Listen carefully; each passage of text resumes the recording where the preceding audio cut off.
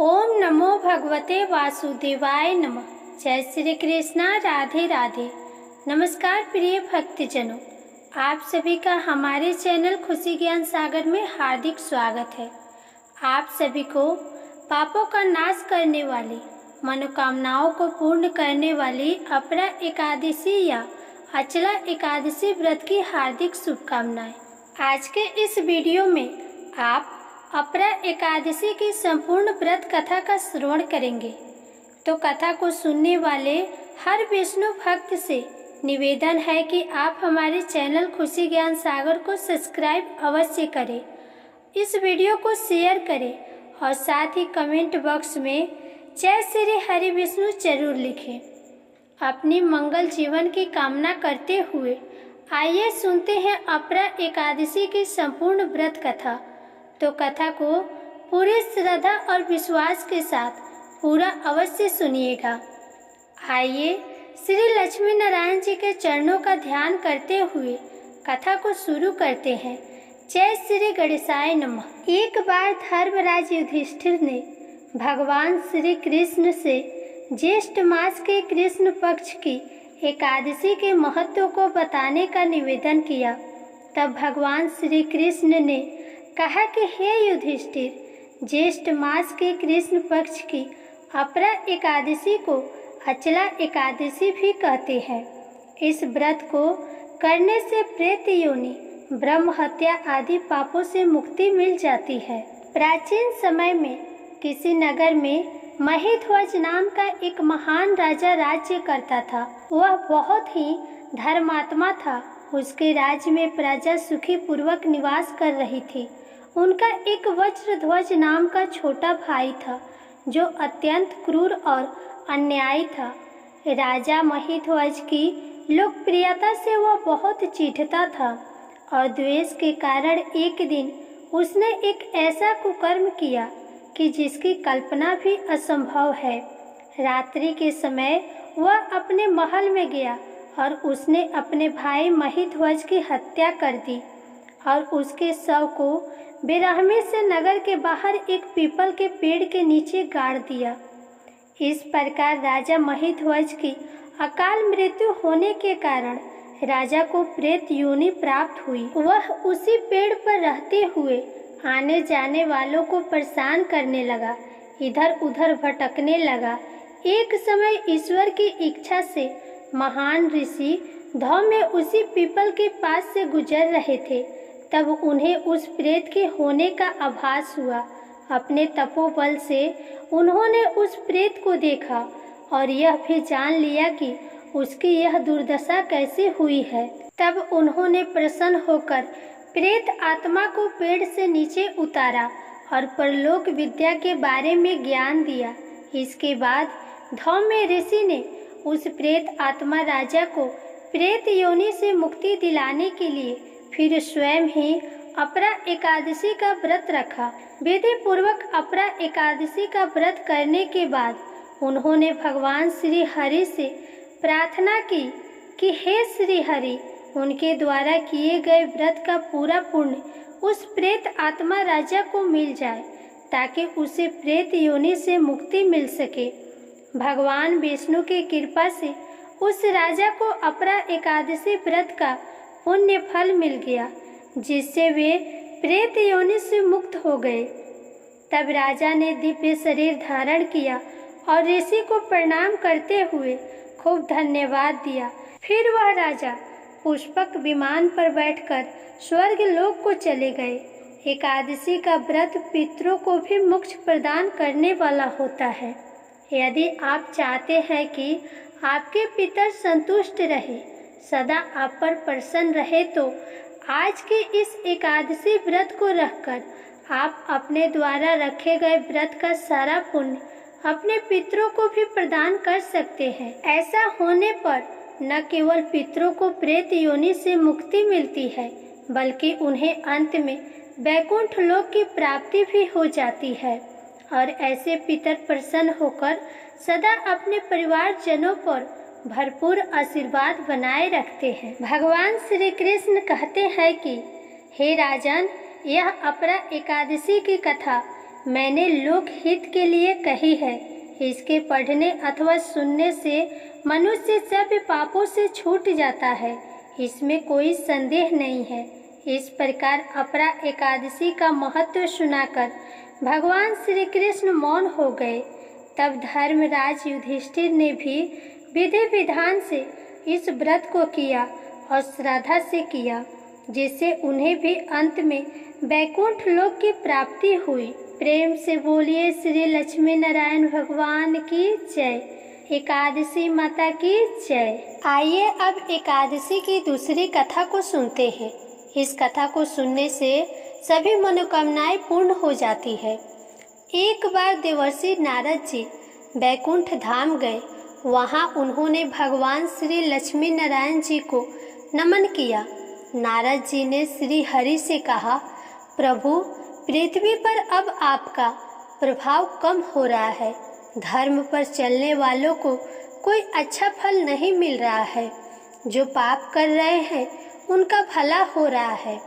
तब श्री हरि ने कहा, ऐसा नहीं है देवर्षि, जो भी हो रहा है सब नियति के जरिए हो रहा है। नारद जी बोले, मैं तो देखकर आ रहा हूँ, पापियों को अच्छा फल मिल रहा है और धर्म के रास्ते पर चलने वालों को बुरा फल मिल रहा है। भगवान ने कहा, कोई ऐसी घटना बताओ। नारद जी ने कहा, अभी मैं एक जंगल से आ रहा हूँ। वहाँ एक गाय दलदल में फंसी हुई थी। कोई उसे बचाने वाला नहीं था। तभी एक चोर उधर से गुजरा। गाय को फंसा हुआ देखकर वह नहीं रुका। वह उस पर पैर रखकर दलदल लांघकर निकल गया। आगे जाकर चोर को सोने की मोहरों से भरी एक थैली मिली। थोड़ी देर बाद वहीं से एक वृद्ध साधु गुजरा। उसने उस गाय को बचाने की पूरी कोशिश की। पूरे शरीर का जोर लगाकर उस गाय को बचा लिया, लेकिन मैंने देखा कि गाय को दलदल से निकालने के बाद वह साधु आगे गया तो एक गड्ढे में गिर गया और उसे चोट लग गई। प्रभु, बताइए ये कौन सा न्याय है? नारद जी की बात सुन लेने के बाद प्रभु बोले, यह सही ही हुआ है। जो चोर गाय पर पैर रखकर भाग गया था, उसकी किस्मत में तो एक खजाना था, लेकिन उसके इस पाप के कारण उसे केवल कुछ मोहरे ही मिली। वहीं उस साधु को गड्ढे में इसलिए गिरना पड़ा क्योंकि उसके भाग्य में मृत्यु लिखी थी, क्योंकि गाय को बचाने के कारण उसके पुण्य बढ़ गए और उसकी मृत्यु एक छोटी सी चोट में बदल गई। इंसान के कर्म से उसका भाग्य तय होता है, इसलिए अच्छे कर्म करना कभी भी नहीं छोड़ना चाहिए। ये सुनकर नारद जी बहुत प्रसन्न हुए और भगवान श्री लक्ष्मी नारायण जी की जय जयकार करते हुए वैकुंठ से चल दिए। बोलिए श्री लक्ष्मी नारायण भगवान की जय। आइए अब बड़े प्रेम से एकादशी माता और तुलसी माता की कथा को सुनते हैं। इन कथाओं को सुनने से ही एकादशी का व्रत पूर्ण माना जाता है। एक बूढ़ी माँ ने एक बार एकादशी का व्रत रखा। बड़े ही भक्ति भाव से पूजा अर्चना की। उन्हें वृद्धा अवस्था में क्या बाधा थी?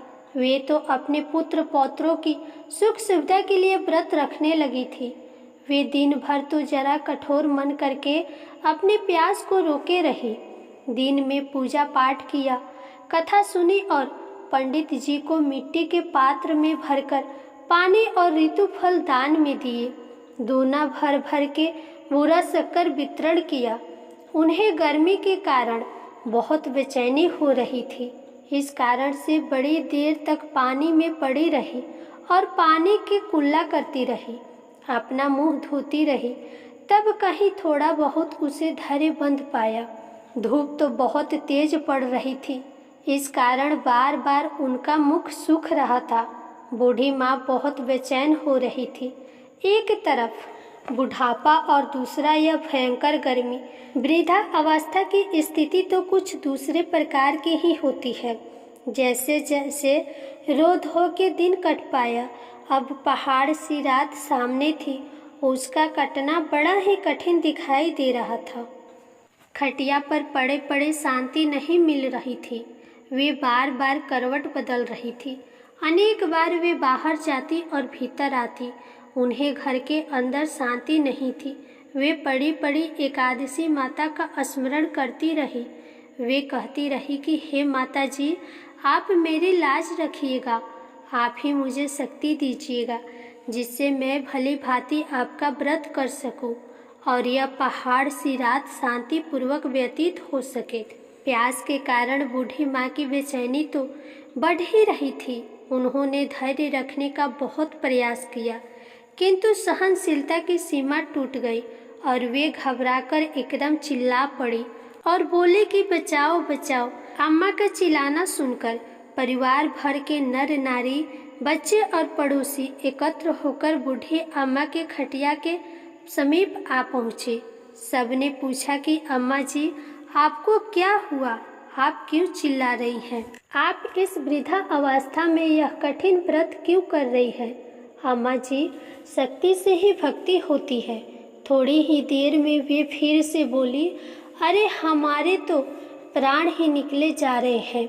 मेरी छाती पर ठंडे पानी का घड़ा रख दीजिए। नातियों ने दादी की छाती पर ठंडे पानी का पात्र रख दिया। तब कहीं उन्हें थोड़ा बहुत आराम मिला और थोड़ी देर के लिए उन्होंने अपनी आंखें बंद कर ली। एकादशी माता ने सोचा कि यह बूढ़ी अम्मा तो बहुत कठोर है, जरा जाकर उसकी परीक्षा लेनी चाहिए। वे आधी रात को मुर्गा बनकर टेर लगाने लगी। मुर्गा की आवाज़ सुनकर बूढ़ी अम्मा जल्दी से उठी और बाहर जाकर आसमान की ओर देखने लगी, किंतु आसमान में कहीं उन्हें प्रातःकालीन तारा दिखाई नहीं दिया। तो वे सोचने लगी कि यह मुर्गा क्यों और कैसे भूल गया। उन्हें प्यास तो लग ही रही थी। थोड़ा बहुत उनका मन विचलित होने लगा, किंतु उन्होंने दृढ़ निश्चय किया कि मैं अब व्रत को पूर्ण करके ही छोड़ूंगी, चाहे भले ही मेरे प्राण निकल जाए। यह सोचकर फिर वे खटिया पर शिथिल होकर लेट गई। थोड़ी ही देर में एकादशी माता ने उनकी फिर से परीक्षा लेनी चाहिए। एक छोटी सी बालिका एक गिलास में शरबत लेकर उनके सिरहाने खड़ी हो गई और जोर से बोली, दादी जी, सवेरा हो गया है, आप हाथ मुंह धोकर शरबत पी लीजिए। पहले तो शरबत का गिलास देकर उनका मन ललच गया, किंतु अचानक व्रत का स्मरण हो आया और उन्होंने सोचा कि मैं किसी भी प्रकार से अभी शरबत नहीं पी सकती हूँ, और वे शांतिपूर्वक अपनी खटिया पर लेट गई। फिर थोड़ी ही देर में उन्हें ऐसा लगा कि जैसे किसी ने उन्हें पानी के कुएं में पटक दिया हो। वे बड़ी देर तक इस कुएं में हाथ पांव चलाती रही, किंतु उन्होंने अपनी मुंह में पानी की एक बूंद भी नहीं जाने दी और वे दृढ़तापूर्वक अपना व्रत पालन करती रही। थोड़ी ही देर में न जाने कहां से सामने आग जलने लगी, जिससे भारी गर्मी बढ़ने लगी। प्यास के कारण प्राण निकलने लगे, किंतु बूढ़ी अम्मा का कुछ भी नहीं बिगड़ पाया। वे जहाँ के तहाँ मुस्कुराती हुई सी बैठी रही और थोड़ी ही देर में बाहर प्रकाश दिखाई देने लगा। ऐसा लगा कि जैसे सवेरा हो गया हो। बूढ़ी अम्मा ने जब बाहर निकलकर देखा तो वे समझ गई कि अभी सवेरा होने में 3-4 घंटे की देरी है। यह जानकर वे शांतिपूर्वक इधर उधर घूमने लगी। एकादशी माता यह समझ गई कि यह बूढ़ी अम्मा किसी भी प्रकार से अपने व्रत से नहीं टल सकती है। वे उनके सत्य व्रत को अच्छी तरह से समझ गई। सवेरा होते ही बूढ़ी अम्मा ने स्नान किया, पूजा पाठ किया, एकादशी माता की कथा सुनी, ब्राह्मणों को दक्षिणा देकर भोजन कराया। तब कहीं उन्होंने जल ग्रहण किया। कन्याओं को भोजन कराने के बाद अम्मा ने स्वयं भोजन किया। इस श्रेष्ठ व्रत के प्रताप से बूढ़ी अम्मा के आयु में वृद्धि हो गई। उनका घर परिवार हरा भरा हो गया। घर में अब उनके कोई अभाव नहीं रहा। वे हर तरह से सुख साधन से संपन्न हो गए। नात नतनी से उनका घर भर गया। वे उसी दिन से 12 महीनों का एकादशी का व्रत करने लगे। एकादशी माता के व्रत के प्रताप से इस संसार में हर प्रकार के सुख भोग कर वे अंत में बैकुंठ धाम को चली गई। जैसे एकादशी माता ने बूढ़ी माता और उनके परिवार को हरा भरा किया, वैसे ही एकादशी माता हम सभी की मनोकामनाओं को पूर्ण करे। प्रेम से बोलिए एकादशी माता की जय। श्री लक्ष्मी नारायण भगवान की जय। अब आइए तुलसी माता की कथा को सुनते हैं। एक कथा के अनुसार एक कुटुंब में ननद और भाभी साथ रहती थी। ननद का विवाह अभी नहीं हुआ था। वह तुलसी की पौधे की बहुत सेवा करती थी। उसकी भाभी को ये सब बिल्कुल भी पसंद नहीं था।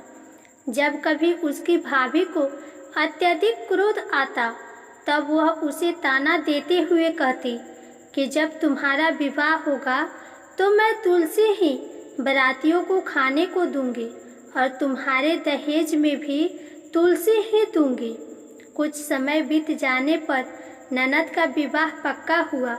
विवाह के दिन भाभी ने अपनी कथनी के अनुसार बारातियों के सामने तुलसी का गमला फोड़ दिया और खाने के लिए कहा। तुलसी की कृपा से वह फूटा हुआ गमला अनेक स्वादिष्ट पकवानों में बदल गया। भाभी ने गहनों के नाम पर तुलसी की मंजरी से बने गहने पहना दिए। वह भी सुंदर सोने ज्वरात में बदल गए। भाभी ने वस्त्रों के स्थान पर तुलसी का जनेऊ रख दिया। वह रेशमी तथा सुंदर वस्त्रों में बदल गया। ननद की ससुराल में उसके दहेज की बड़ी प्रशंसा की गई। ये बात भाभी के कानों तक भी पहुंची। उसे बड़ा ही आश्चर्य हुआ। उसे अब तुलसी माता की पूजा का महत्व समझ आया। भाभी की एक लड़की थी। वह अपनी लड़की से कहने लगी कि तुम भी तुलसी की सेवा किया करो, तुम्हें भी बुआ की तरह फल मिलेगा। वह जबरदस्ती अपनी बेटी से सेवा करने को कहती, लेकिन लड़की का मन तुलसी सेवा में नहीं लगता था। लड़के के बड़े होने पर उसके विवाह का समय आता है, तब भाभी सोचती है जैसा व्यवहार मैंने अपने ननद के साथ किया था वैसा ही मैं अपनी लड़की के साथ करती हूँ तो ये भी गहनों से लद जाएगी और बारातियों को खाने को पकवान मिलेगा। ससुराल में भी इसे बहुत इज्जत मिलेगी। यह सोचकर वह बारातियों के सामने तुलसी का गमला फोड़ देती है, लेकिन इस बार गमले की मिट्टी ही रहती है। मंजरी तथा पत्ते भी अपने रूप में ही रहते हैं। जनेऊ भी अपना रूप नहीं बदलता। सभी लोगों तथा बारातियों द्वारा भाभी की बुराई की जाती है। लड़की के ससुराल वाले भी लड़की की बुराई करते हैं।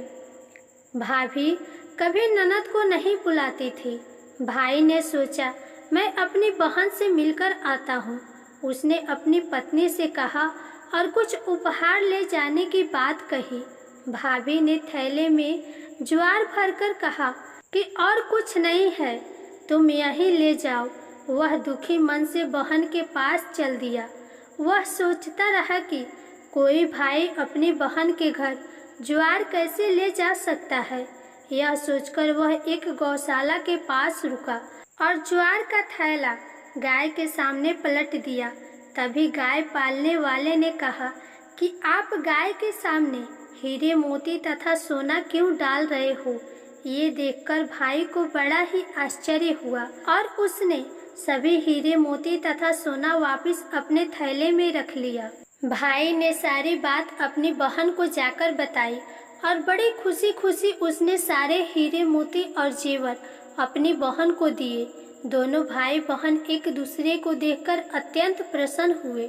जैसी कृपा माता तुलसी ने ननद पर की, वैसी ही कृपा सभी पे करना। बोलिए श्री तुलसी शालिग्राम की जय। बोलिए श्री लक्ष्मी नारायण भगवान की जय। अब आइए मनोकामनाओं की पूर्ति करने वाले श्री गणेश भगवान की कथा को सुनते हैं। श्री गणेश भगवान की कथा को सुने बिना एकादशी का व्रत अधूरा माना जाता है, तो कथा को पूरी श्रद्धा और प्रसन्नचित मन से अवश्य सुनिएगा। एक साहूकार था। उसके घर रोज एक ब्राह्मणी रोटी लेने के लिए आती थी। घर के अंदर घुसते ही पुल के ऊपर गजानन जी का मंदिर था। वह गणेश जी को रोटी का एक कवर भोग हमेशा लगाती थी। बहुत दिन हो गए। गणेश जी महाराज ने कहा कि यह मुझे हमेशा भोग लगाती है, मुझे इसे कोई न कोई उपहार जरूर देना चाहिए। गणेश जी एक दिन उसके थाली में हीरे मोती भर देते हैं। ब्राह्मणी तो थाली लेकर अपने घर आ गई और साहूकार के घर रोटी लेने आना बंद कर दी। साहूकारनी ने उसे बुलावा भेजा कि बाई, रोटी लेने के लिए क्यों नहीं आती हो? ब्राह्मणी ने कहा कि मुझ पर गणेश जी प्रसन्न हो गए, बहुत वर्ष तक रोटी लेने आ गई, परंतु अब नहीं आऊँगी। साहूकारनी मन में बहुत नाराज हुई और गणेश जी से कहा कि आप ब्राह्मणी के ऊपर प्रसन्न हुए, परंतु मुझ पर नहीं। तब गणेश जी की मूर्ति हटाकर बाहर फेंक दी। इधर सेठ जी की दुकान में धंधा पानी बंद हो गया। एक दिन सेठ जी की नज़र पोल के मंदिर पर गई तो सेठानी जी से पूछा कि गणेश जी कहाँ गए? तो साहूकारनी ने कहा कि ऐसे गणेश जी का क्या करें जो ब्राह्मणी पर तो प्रसन्न हो गए लेकिन हमारे ऊपर प्रसन्न नहीं हुए, इस कारण मैंने गणेश जी को बाहर फेंक दिया। तब सेठ जी ने कहा कि यह तुमने क्या किया? मेरा तो व्यापार और धंधा चलना बंद हो गया है। गणेश जी तुमने कहाँ फेंके हैं? जल्दी बताओ, मैं उन्हें वापस लेकर आता हूँ।